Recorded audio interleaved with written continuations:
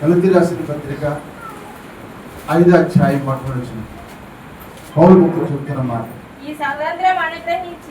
ఈ స్వాతంత్రము అనుగ్రహించి క్రీస్తు మనలను ఎవరు చేశారు? మన స్వాతంత్రులుగా. స్వాతంత్రులు ఎవరు చేశారు? క్రీస్తు అనగా అభిషిక్తుడు యేసు ప్రభు వారు మనను స్వతంత్రులుగా చేశారు. చదువు. కాబట్టి మీరు స్థిరముగా నిలిచి మరలా దాస్యమనే కాడి కింద చిక్కుకొనకూడే చెప్పాడు. పౌలు గారు కూడా చెప్తున్న మాట ఇది. చిన్న ప్రార్థన చేసుకుని కొద్ది మాటలు దేవుని మాటలు ధ్యానం చేద్దాం. ప్రేమ తండ్రి,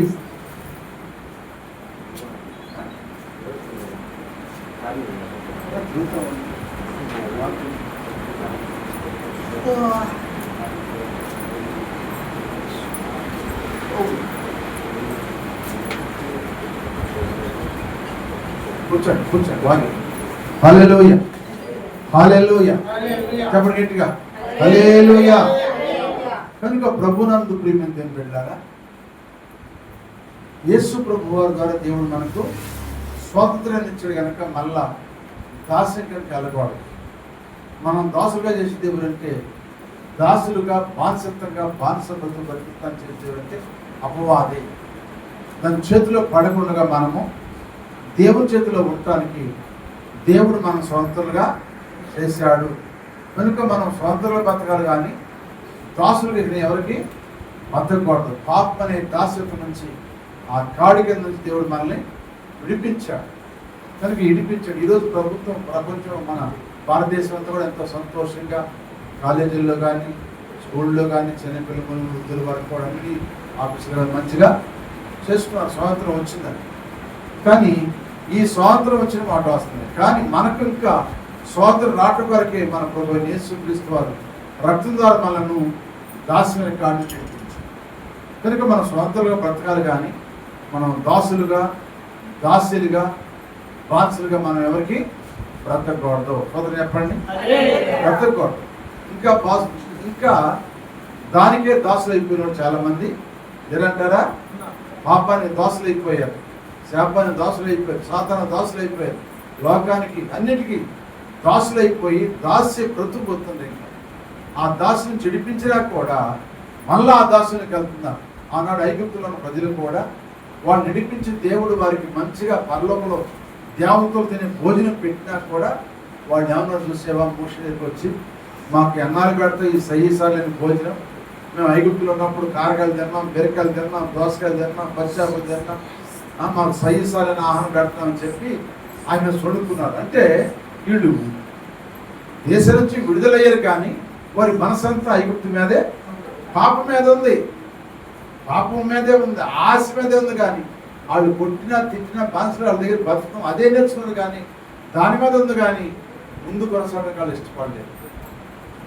అలాగే ఈనాడు కూడా దేవుడు మనం విడిపించినా కూడా మనకి ఇంకా ఈ పాపం అనే బానిసత్వానికి ఇంకా పాడైపోతూ ఉన్నాము. కనుక ప్రియమైన దేవుని బిడ్డలారా, మనం అలా కాకుండా దేవుళ్ళు కొనసాగి దేవుళ్ళు ముందు సాగాలని ప్రభు పేరట మనం చేస్తున్నాం. ఒకప్పుడు మన పితరులు చేసిన దాని గురించి మీకు జ్ఞాపకం చేస్తాను. కొన్ని మాటలు జ్ఞాపకం చేసి క్లుప్తంగా నేను ముగిస్తాను. హల్లెలూయా హల్లెలూయా. ఒక మాట చూడండి, ఇర్మీయా గ్రంథము 33వ అధ్యాయము 11 వచనం చదువుకుందాం. ఇర్మీయా గ్రంథము 33వ అధ్యాయము 11 వచనం. ఇక్కడ చూడండి, 11 వచనం అంటున్నాడు, యెహోవా ఎలాగూ సెలవిస్తున్నాడు, ఇది పాడైపోయెను, దీనిలో నరులు లేరు, నివాసులు లేరు, జంతువులు కూడా లేవు అని చెప్పు. ఈ స్థలములోని మనుషులైనను నివాసులైనను జంతువులైనను లేక పాడైపోయిన యోధా పట్టణములోని యెరూషలేము వీధుల్లోని సంతోష స్వరమును ఆనంద శబ్దమును పెండ్లి కుమారుని స్వరమును పెండ్లి కుమార్తె స్వరమును యెహోవా మంచివాడు ఆయన కృప నిరంతరముండును. సైన్యములకు అధిపతియగు యెహోవాను స్తుతించుడని పలుకువారి స్వరమును మరలా వినబడును. యెహోవా మందిరంలోనికి స్తుతి యాగములను తీసుకుని వచ్చు వారి స్వరమును మరలా వినబడును. మునుపటి కంటే మునుపటి వలె ఉండుటకై చెరలోనున్న ఈ దేశస్థులను నేను నొప్పిస్తున్నానని ఆమేన్ చెబుదామా? హల్లెలూయా. వీళ్ళు అనుకుంటున్నారు ఇశ్రాయేలు ప్రజలు, మనం విడిచి వచ్చిన దేశం పాడైపోయింది, యెరూషలేము దేశము పాడైపోయింది, ఇక జంతువులు లేవు, ఇక మనుషులు లేరు, ఇక అక్కడికి ఏమీ లేవు, మన పని అయిపోయింది. మన పితరులు చెప్పారు, పితరుల మాట మనం వినకుండగా మనము దాస్యం బతకడానికి ఇష్టపడ్డాము. అందుకే దేవుడు మనల్ని బానిసలుగా బబులోను రాజు చేతికి అప్పగించాడు. మన బతుకంతా హిత్తేను, ఇక మన దేశం ఇక మనం వెళ్ళము, మన దేశాన్ని ఇక చూడమని చెప్పి ఆ బబులోను రాజు దగ్గర కూర్చుని ఏడుస్తూ ఉన్నారంటాడు. ఆ ఏడుస్తున్న కాలంలో దేవుడు తన ప్రవక్త యిర్మీయా ద్వారా మాట్లాడుతుంటాడు. ఇక్కడ అంటాడు, యోధా పట్టణములో యెరూషలేము వీధుల్లోని మరలా నేను సంతోష స్వరము, ఆనంద శబ్దము, పెళ్లి కుమార్తె స్వరము, పెళ్లి కుమార్తె స్వరమును యెహోవా మంచివాడు, ఆయన కృప నిరంతరముండును. అంటే ఇక్కడ నా స్వరం వినిపిస్తాయి కానీ ఇక్కడ నుంచి నా స్వరాన్ని మీరు పాడైపోయి ఇక్కడ రాదనుకున్నారు కదా, పైన అన్నాడు కదా, ఏమన్నాడు? సెలవిచ్చిన మాట, ఇది పాడైపోయాను, దీనిలో నదులు లేరు, నివాసులు లేరు, జంతువులు లేవు అని మీరు చెప్పు స్థలంలోని మనుషులైన నివాస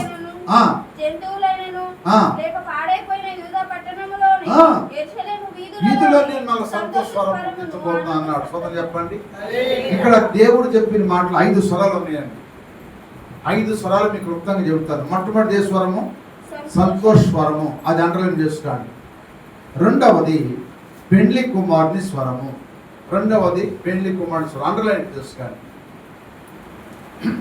33 అధ్యాయము 11 వచనం నుంచి ఈ 11 వచనంలోనే ఉన్న మాటలు ఇక్కడ 5 స్వరాలు ఉన్నాయి.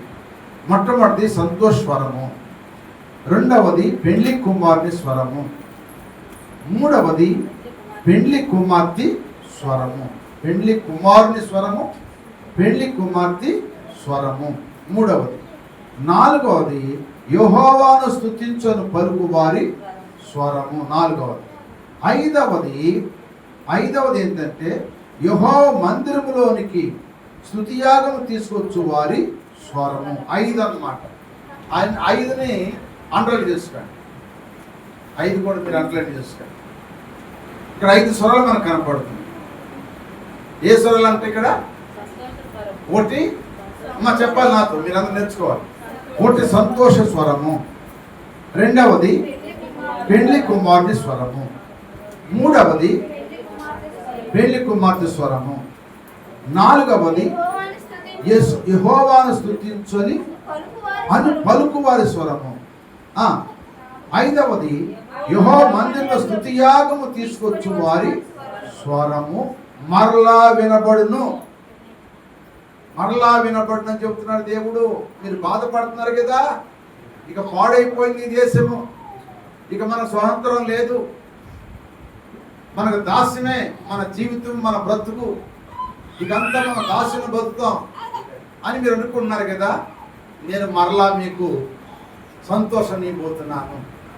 పెళ్లి కుమారుని స్వరం వినబడబోతుంది, పెళ్లి కుమార్తె స్వరము వినబడబోతుంది, స్తుతి ఇచ్చే స్వరం వినబడబోతుంది, దేవుని మందిరంలోకి అర్పణలు ఇచ్చే స్వరము వినబడబోతుంది, స్తుతి యాగములు అంటే అర్పణలు ఇచ్చే ఆ సమయం రాబోతుంది.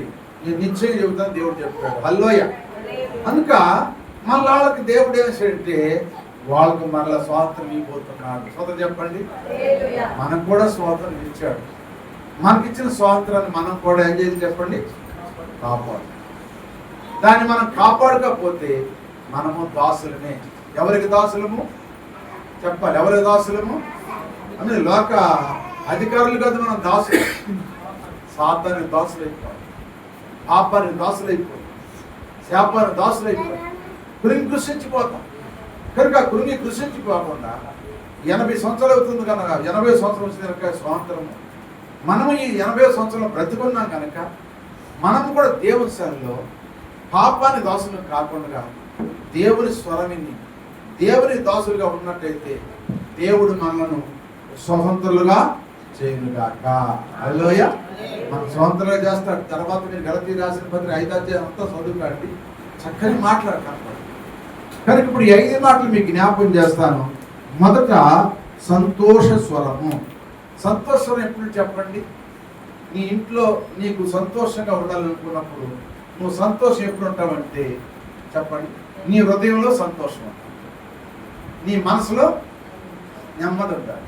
హృదయంలోను మనసులో ఎప్పుడైతే నీకు నెమ్మది ఉంటుందో, నిబ్బరంగా ఉంటుందో, అప్పుడు నీవు సంతోషంగా ఉంటావు. సొంతం చెప్పండి. నీ మనసులో దిగులు ఉన్నప్పుడు, నీ హృదయంలో వ్యాధి ఉన్నప్పుడు, నీ ముఖంలో ఏమాత్రం కూడా సంతోషం కనపడిద్దా? చెప్పండి. కనపడిద్దా? మాట్లాడతారు. కనపడదు. ఎప్పుడు కనపడి సంతోషము? చెప్పండి. నీ హృదయం నిబ్బరంగా ఉన్నప్పుడు.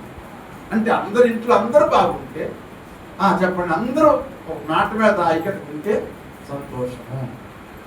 మనసులో సంతోషం ఉంటుంది, హృదయంలో సంతోషం ఎప్పుడైతే నిండి ఉంటుందో అప్పుడు మనము సంతోషం. అందుకంటాడు యేసుప్రభువు అంటాడు, యోహాను సువార్త 14వ అధ్యాయం పట్టుకుంటుంది అంటాడు, నీ హృదయములను కలవరపడనీయకుడి. ఎందుకంటే నీ హృదయంలో కలవరం ఉన్నప్పుడు నీకు సంతోషం ఎట్టొస్తుంది? నీ హృదయం కలవరంగా ఉంది, కలతగా ఉంది, భయంగా ఉంది, ఆందోళనగా ఉంది, టెన్షన్గా ఉంది, నీకు సంతోషం ఎట్లుంటుంది? అందుకంటే యేసుప్రభువు అంటాడు, నీ హృదయమును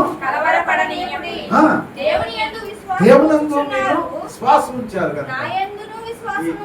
అంటే మనం ఇప్పుడు హృదయంలో కలవరం రాకూడదు. హృదయం కలవరపడింది ఎవరిది? దానియేలు గ్రంథం 2వ అధ్యాయం పట్టుకుని చూడండి. దానియేలు గ్రంథం 2వ అధ్యాయం పట్టుకుని చూడండి. ఒక ఆయనకి హృదయం కలవరపడింది, కలత చెందింది. చదవండి.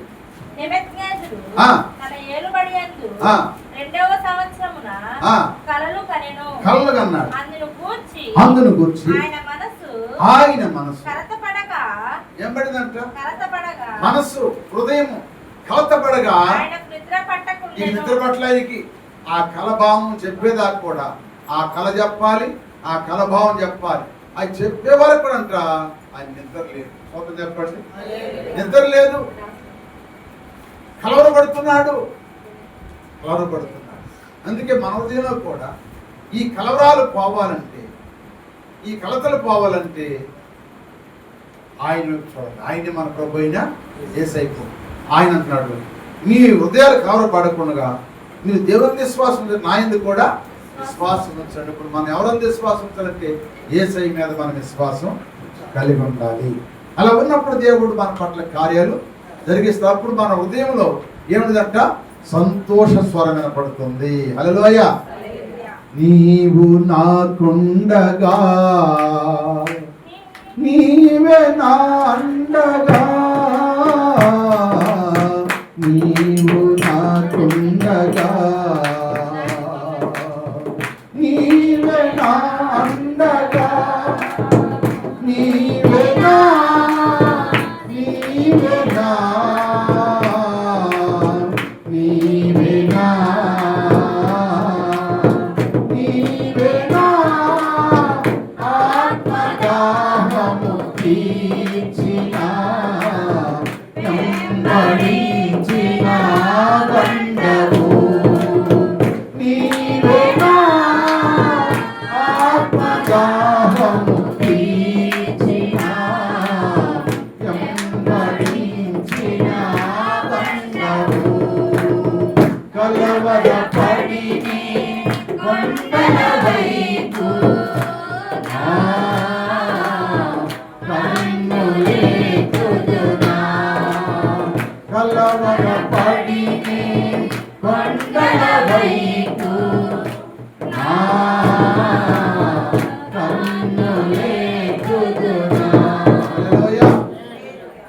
కలవరాలు తొలగించే దేవుడు మన ప్రభు అయిన యేసుక్రీస్తు వారు.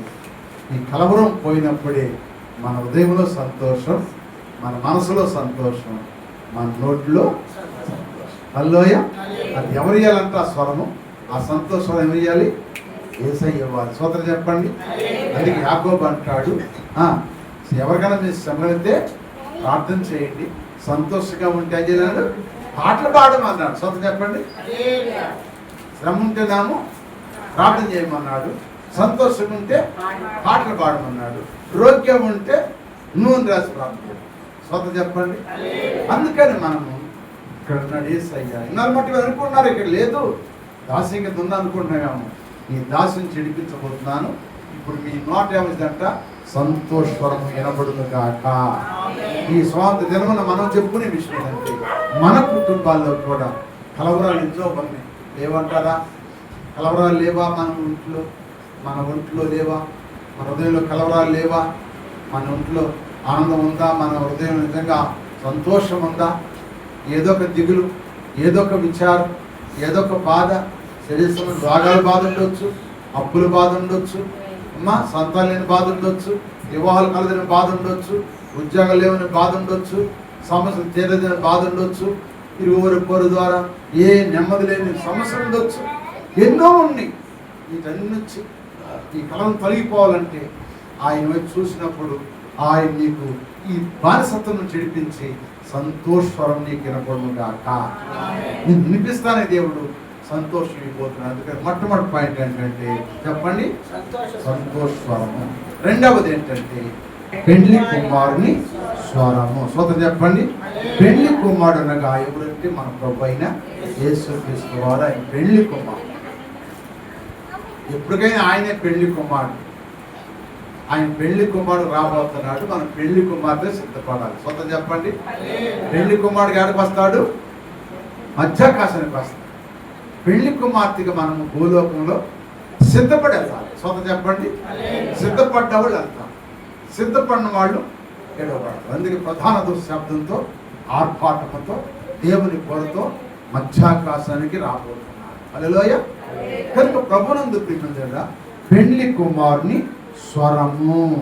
అందుకే యోహాను సువార్త 10:22 చూద్దామా.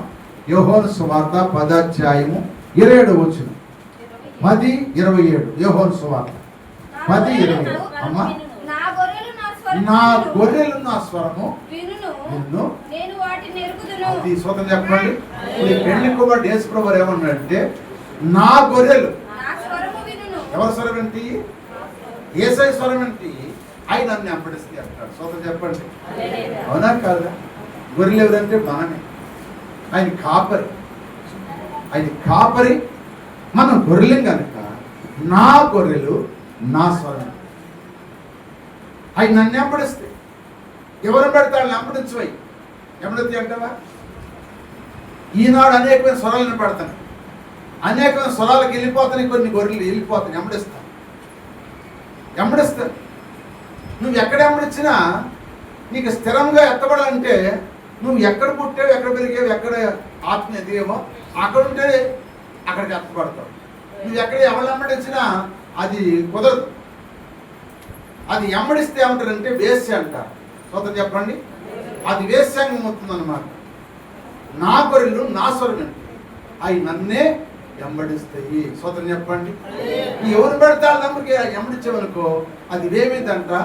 వేశ్య కింద లెక్క వస్తుందంట, వేశ్య కింద లెక్క వస్తుందంట. అందుకని అనగా ఇక్కడ దేవుడు చెబుతున్నాడు, పెళ్లి కుమారుడు అయిన పెళ్లి కుమారుడు స్వరము మనం వినాలి.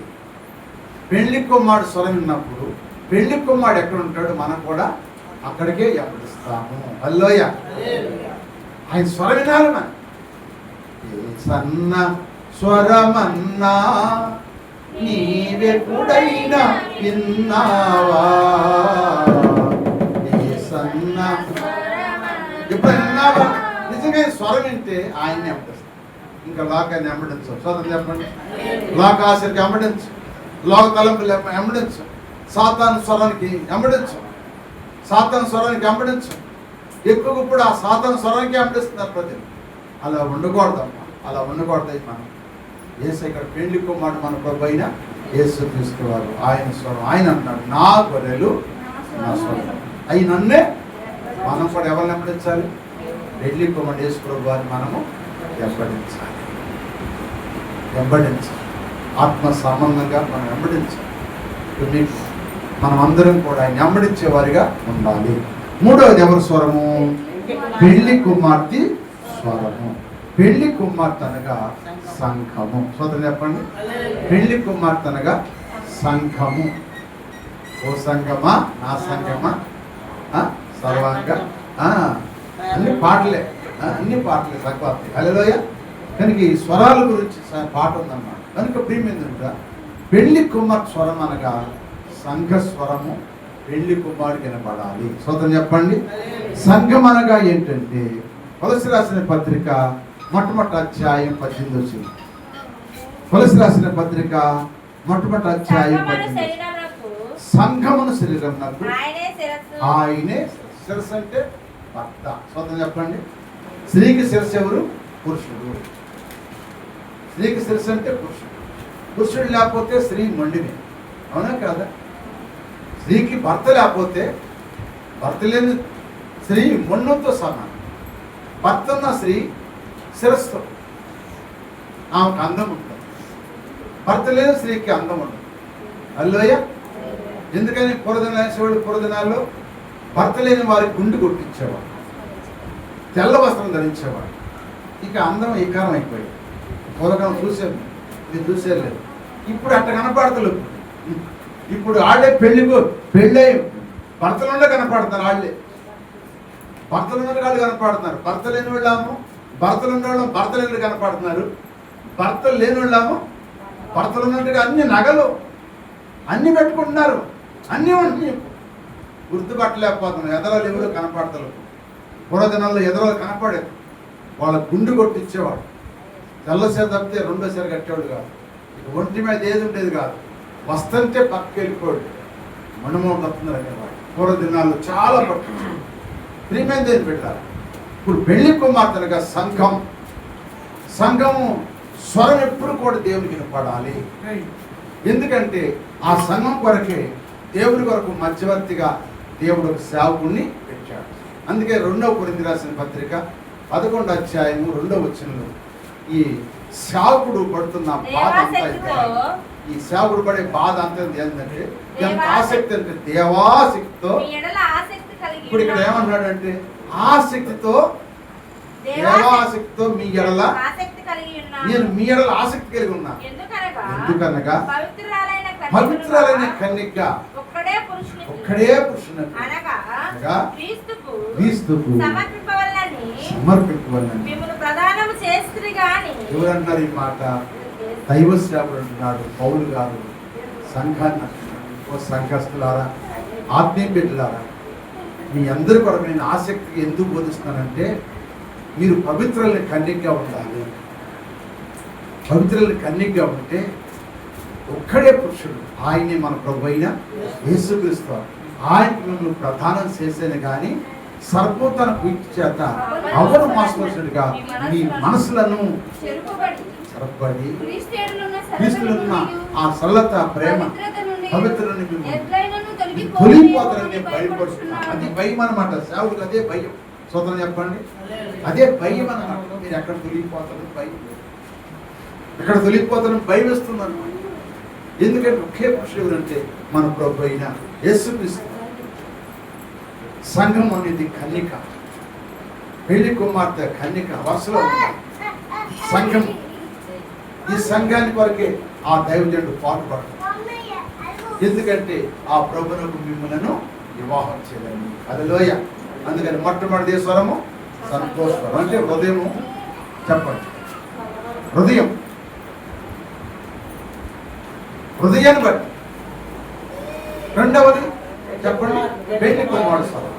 మూడవది పెళ్లి కుమారుడు. నాలుగవది నాలుగవది ఏంటి? దేవుని స్తుతించే వారి స్వరము. హల్లెలూయా. అంటే దేవుని మనం ఎప్పుడు స్తుతించే వారికి ఉండాలి. నువ్వు ఎక్కడున్నా సరే, నువ్వు ఏ పని చేసుకుంటున్నా సరే దేవుని స్తుతించే స్వరంగా ఉండాలి.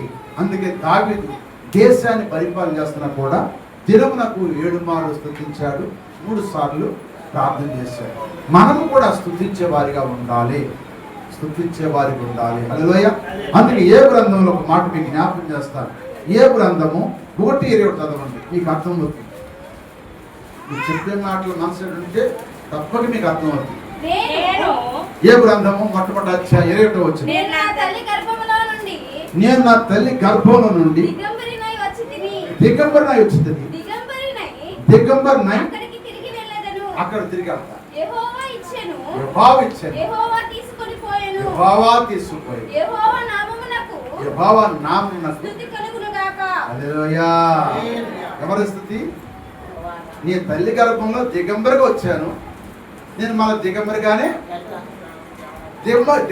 పోతాను. కానీ యెహోవా ఇచ్చాడు ఇవన్నీ, మళ్ళీ ఆయన తీసుకున్నాడు. 10 మంది బిడ్డలు ఆయన తీసుకున్నాడు, ఆస్తులు ఆయన తీసుకున్నాడు, అంతస్తులు ఆయన తీసుకున్నాడు, సమస్త గొర్రెలు మేకలు ఎడ్లన్నీ ఆయన తీసుకున్నాడు. అన్ని ఆయన తీసుకున్నాక ఆయన ఇచ్చాడు, ఆయన తీసుకున్నాక ఆయనకే స్తుతి కలుగును గాక. హల్లెలూయా. స్తుతి చేయుటకి బ్రతికించాడు మాట. స్వతం చెప్పండి, మనం ఎప్పుడు స్తుతించాలి? నువ్వు కరువులో ఉన్నా స్తుతించాలి, రోగం ఉన్నా స్తుతించాలి, అప్పుల్లో ఉన్నా స్తుతించాలి, ఆనందం ఉన్నా స్తుతించాలి. నువ్వు ఎట్లా ఉన్నా దేవుని స్తుతించాలి, దేవుని స్తుతించే వారికి ఉండాలి. హలో చెప్పండి. నిద్రపోతున్నారేంటి? అర్థమవుతుంది అసలు వాక్యము? ఎలా స్తుతించాలి? మనం స్తుతిస్తామా?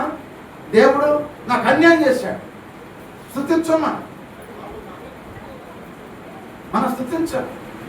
ఏమేం చేశాడు చెప్పండి? స్తుతిస్తున్నాడు. ఇచ్చింది ఆయనే, తీసుకుంది ఆయనే,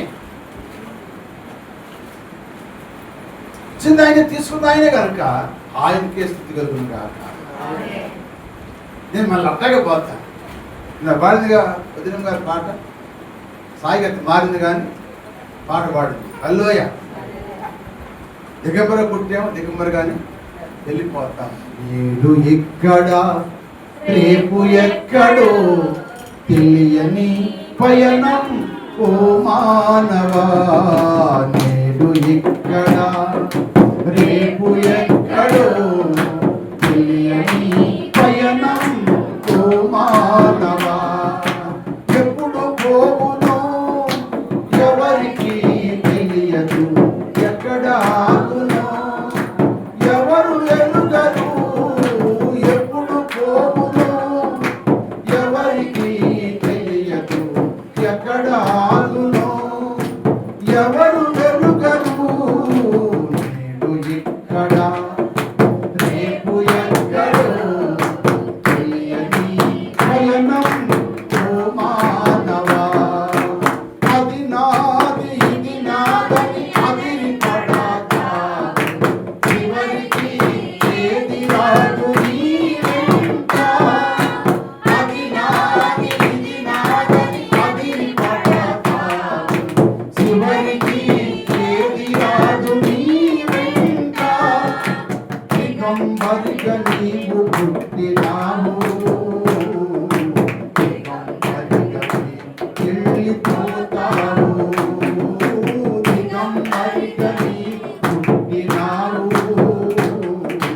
దిగంబరిగా వెళ్ళిపోతావు. నేడు ఇక్కడ రేపు ఎక్కడో తెలియని పయనం ఓ మానవా.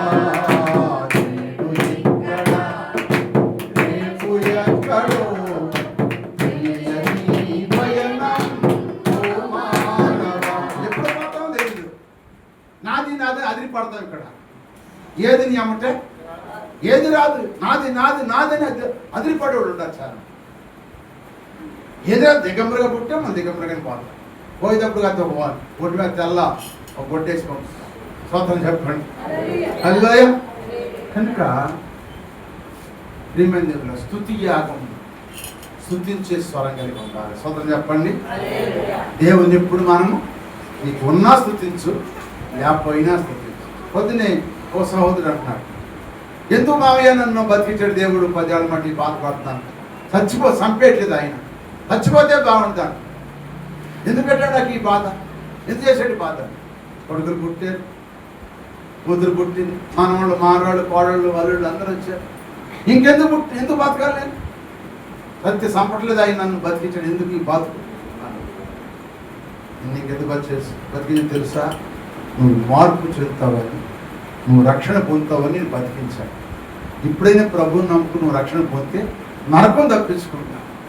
ఈ 10 ఏళ్ల మట్టి ఈ భూలోకం ఈ బాధ అనిపిస్తున్నావే, ఈ బాధ కోసం ఇట్లా తట్టుకోలేకపోతే ఎట్లా అంటున్నావు? రేపు అక్కడ యుగాలు బాధపడాలి. అగ్ని ఆరదు, పురుగు స్థలానికి వెళ్ళాల్సి వచ్చింది. సహోదరుడా, నువ్వు దేవుని మీద నెప్పమే మాట. నీకు నేను బతికింది దేనికంటే తెలుసా? నీకంటే ముందు ఎంతోమంది గనులు చంపేశాడు దేవుడు. నువ్వెందుకు బతికావో తెలుసా? నువ్వు మార్పు చెందుతావని, నీ కొరకు వెనకాల ప్రార్థన చేసే తల్లి ఉందని, నీ కొరకు ప్రార్థన చేసే తల్లి ఉంది, అందరూ ప్రార్థన చేస్తామని దేవుడు బతికిస్తున్నాడు. ఇక నీ మనసు మార్చుకుని ప్రభు దగ్గరికి వస్తే, ఆయన దగ్గర రక్షణ పొందితే, నువ్వు బ్రతికినా దేవుని మహిమే, చనిపోయినా నీకు ఆనందం. ఎక్కడ పర్లో. అందుకని కనుక మనం బాధలు వస్తే తట్టుకోలేం, సమస్యలు తట్టుకోలేం. ఒక సోదరుడు ఎక్కడ ఏం చేయడు? యేసయ్య నేను ఇక్కడే పుట్టాను, నేను ఇక్కడే పెరిగాను, సావైన బతుకైనా ఇక్కడే ఉంటాను అన్నాడు ఒక ఆయన. అన్నాడు ఇక్కడ మందిరంలో నిబంధన చేస్తున్నాడు. నిబంధన చేస్తున్న ఆయన ఏం చేశాడు చూసేవా? ఏం చేయడు? అలిగి వెళ్ళిపోయాడు. ఎవరి మీద దొరుకుతా? అలిగెళ్తే ఎవరు నష్టం? ఎవరు నష్టం అంటే నువ్వు చేసుకున్న నిబంధన కోసం ఏం చేయాలి? నువ్వు నష్టం పడకూడదు.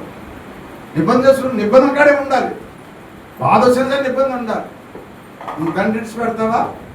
నీ తల్లి ఇడిచి పెడతావా? నీ ఇల్లు ఇడిచి పెడతావా? ఇల్లు ఇడిచి పెడతావా? శరీరంగా తల్లిని వదిలిపెట్టవు, తండ్రిని వదిలిపెట్టవు, ఇల్లు ఇడిచి పెట్టవు. కానీ ఆత్మలో తండ్రిని, తల్లిని, సంఘాన్ని ఇడిచి పెడితే అది నీకే నష్టము. సోదరు చెప్పండి, నీకే నష్టం. నాకేముంది? అందుకు చెప్తున్నమాట, స్తుతించాలి. ఉన్నా లేకపోయినా, తిన్నా తినపోయినా, ఏదున్నా లేకపోయినా దేవుని స్తుతి స్వరం మనకు దేవుడు ఇచ్చును కాక. మళ్ళీ చెప్పండి గట్టిగా, హల్లెలూయా. ఉన్నా లేకపోయినా సరే, ఇందాక అబ్బాయి పాడు, నేనున్న స్థితిలోనే సంతృప్తి కలిగి ఉంటాను. ఏమున్నా లేకపోయినా నీ కొరకే బతుకుతాను. కష్టాలైనా నష్టాలైనా పాట అయితే పాడతాం, కానీ బాధ వస్తే వదిలిపెట్టేస్తున్నాం. ఏమండి? పాట అయితే పాడుతున్నాం, పాటలో ఎన్నో అర్థాలు ఉన్నాయి. పాట పాడుతున్నాం కానీ పాటలో ఉన్న సత్యాన్ని పాడుతున్నాం, కానీ దాన్ని అనుభవించాలి. హల్లెలూయా. నేనున్న స్థితిలోనే సమృద్ధిని కలిగించు, ఏమున్నా లేకున్నా నీ కొరకే బ్రతికించు. కష్టాలు ఎదురైనా నా యాత్రను సాగించు, నష్టాలలోనైనా స్తుతి చేయుట నేర్పించు. కష్టాలు ఎదురైనా నా యాత్రను సాగించు, నష్టాలలోనైనా స్తుతి చేయుట నేర్పించు. పాట ఎంత బాగుందండి. పాట పాడుతున్నాం, కష్టమంతా దిగిపెట్టేస్తున్నాం. ఇది 4వ స్వరం ఏదంటే చెప్పాలి, యెహోవాను చెప్పాలి. దేవుని స్తుతించే స్వరము అంటే ఇది మనకు ఆదరణ కలిగే స్వరం. అందుకే ఏ ఆదరించబడ్డాడు. నేను తల్లి గర్భంలో దిగంబరగా వచ్చాను, దిగంబరగానే వెళ్ళిపోతాను. ఆయనకే స్తుతి కలుగును గాక, ఆయనకే మహిమ కలుగును గాక అని స్తుతించాడు, కానీ దేవుని మాత్రము విడిచిపెట్టాడు. అందుకే ఆయన రుణంతలుగా ఆశ్రదించి మనకే ఉంది ఆశ్రదం, కానీ మనం అది తట్టుకోలేకపోయినా తట్టుకుంటే ఉంది మనకు ఆశ్రదం. హల్లెలూయా. తట్టుకుంటే ఉంది ఆశ్రదం, తట్టుకోలేక మనం ఎట్టయిపోయి. 5వ మాట చెప్పి, యెహోవా మందిరములో స్తుతియాగము. యెహోవా మందిరానికి ఏం చేస్తారంట? స్తుతియాగములు. స్తుతియాగములు అంటే దేవునికి అర్పించాలని తీసుకోవాలి, దేవునికి ఇచ్చారని తీసుకోవాలి, దేవునికి అర్పించాలి. స్తుతియాగములు అర్పించాలి. అదే స్వామి. హల్లెలూయా. స్తుతియాగం అర్పించాలి. స్తుతియాగం అర్పించాడు ఎవరు మంచి శ్రేష్టమైన ఫలాన్ని అర్పించాడు ఎవరు చెప్పండి? హేబేలు. అందుకంట ఆయన చనిపోయిన స్వరం బతికుందంట. చదువుతారు ఒక మాట 11 అధ్యాయం ఎబ్రీ రాసిన పత్రిక 11 అధ్యాయం 4వ వచనం చదవండి. 11 విశ్వాసమును బట్టి హేబేలు కయ్యూరు శ్రేష్టమైన బలి దేవునికి అర్పించాడు. దేవుని అతని అర్పణను గూర్చి సాక్ష్యమిచ్చున్నప్పుడు అతడు ఆ విశ్వాసం బట్టి నీతిమంతుడని సాక్ష్యము పొందెను. ఏం పొందాడంట? నీతిమంతుడు సాక్ష్యం పొందాడు. అందుకే ఆయన రక్తం భూమిలో నుండి బర్ర పెట్టిందంట. అతడు మృతి పొంది విశ్వాసము ద్వారా మాట్లాడుచున్నాడు. చూడండి ఏమైందంట? అక్కడ మంచి మాట ఏముంది? అతడు చనిపోయినా కూడా ఆ విశ్వాసము ద్వారా మాట్లాడుచున్నాడు. చచ్చిపోయినా మాట్లాడుతుందంటే స్వతం చెప్పండి. చచ్చిపోయినా మాట్లాడంటే ఆయన స్తుతి యాగం అర్పించాడు. దేవుడు స్తుతి యాగం అర్పించడం అది దేవునికి ఇష్టమైన అది స్వరం వినపాలి. దేవుని మహిమలు కాక ఎన్ని స్వరాలు చెప్పండి? ఒకటి సంతోషం, రెండవది పెళ్లి కుమార్తె, మూడవది పెళ్లి కుమార్తె, నాలుగవది యెహోవాను స్తుతించడం, ఐదవది దేవుని మందిరములో యెహోవా మందిరంలో స్తుతి యాగము తీసుకొచ్చు వారి. హల్లెలూయా. అర్థమైందా? ఇదే స్వాతంత్రం మనకి ఇచ్చారు. అందుకే నా బిడ్డలారా మీరు పాడైపోయింది అనుకుంటున్నారు. నేను పాడు చేయట్లేదు. మీకు మళ్ళా ఆనందాన్ని, మరలా సంతోషాన్ని, నేను మిమ్ములను యెరూషలేము పట్టణంలోకి మళ్ళా తీసుకొస్తున్నాను. చక్కగా బతుకుతారు, చక్కగా ఉంటాను. దేవుడు వారిని బలపరిచారు. స్వతం చెప్పండి. మనం కూడా బానిసత్వం బతుకు స్వాతంత్రం ఇచ్చాడు దేవుడు. ఈ స్వాతంత్రాన్ని మనం కాపాడు.